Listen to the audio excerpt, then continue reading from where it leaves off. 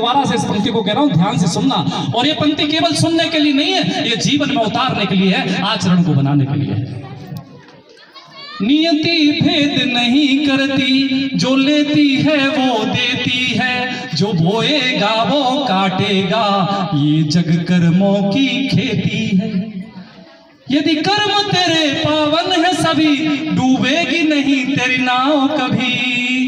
तेरी बाह पकड़ने को वो वेश बदल कर आएगा, तेरी बाह पकड़ने को वो वेश बदल कर आएगा। पता नहीं किस रूप में आकर नारायण मिल जाएगा, पता नहीं किस रूप में आकर नारायण मिल जाएगा। बात केवल इतनी सी नहीं है, बात तो बहुत सारी है, मैं समेटने का प्रयास करूंगा 10 मिनट में। ये जग कर्मों की खेती है, ये भाग्य की खेती नहीं है। कर्मों से भाग्य का उदय किया जाता है। मैंने पहले भी बोला, बाड़े पुत्र पिता के धर्मा और खेती उपजे अपने कर्मा।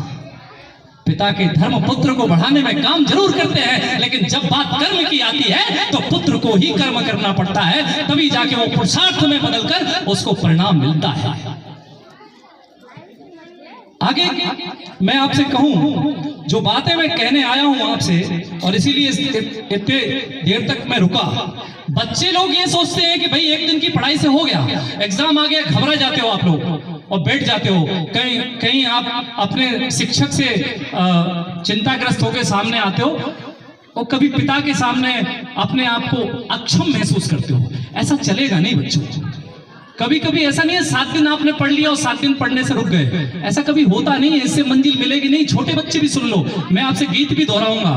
कदम निरंतर चलते जिनके, सुन लीजिए, यदि समझ में आ जाए तो ताली बजाना। बच्चों से विशेष आग्रह है, बड़े बजाएं नहीं बजाएं कोई दिक्कत नहीं है, लेकिन बच्चों को समझ में आ जाए तभी तो बजाएंगे वो। ताली से ऐसा इसका आशय ये है कि उनको समझ में आ गया। कदम निरंतर चलते जिनके, श्रम जिनका अविराम है, विजय सुनिश्चित होती उनकी, घोषित यह परिणाम है, घोषित यह परिणाम है। बेटा रिजल्ट देखने की जरूरत नहीं है, पास हो गए कि फेल हो गए, उसकी रिजल्ट देखने की जरूरत नहीं है। आपके कर्म, आपके पेपर, आपका पुरुषार्थ पेपर में जो लिख के आओगे, आपका कॉन्फिडेंस बताएगा कि मैं पास हो गई कि फेल हो गई। इसीलिए उसके लिए क्या करना, बोला कदम निरंतर चलते जिनके, हमें रेगुलर पढ़ना है, रेगुलर पुरुषार्थ करना है, नियमित रूप से अपनी पढ़ाई करना है, तब जाके मंजिल मिलेगी। नियमित स्कूल आना है, नियमित अपने शिक्षक की बात माननी है। कोई ऐसा हो सकता है कि 2-4 दिन की रोटी एक साथ खा ले, फिर 4 दिन रोटी खाने का आप और किसी काम में कोई समझौता नहीं करते, केवल पढ़ाई में समझौता होता है कि 2 दिन पढ़ लेंगे, 2 दिन मामा के घर चले जाएंगे। फिर मामा के घर यदि जाना जरूरी है तो किताब क्यों नहीं ले जाते? 24 घंटे भगवान ने दिए हमको, 24 घंटे में एक हमारे माननीय प्रधानमंत्री जी पूरा देश चलाते हैं। क्या हम अपनी पढ़ाई लिखाई नहीं चला सकते 24 घंटे में? विश्राम नहीं लेना है। जिसको विश्राम नहीं है, जो अविराम काम करता है, उसका परिणाम निश्चित होता है, उसकी विजय निश्चित होती है।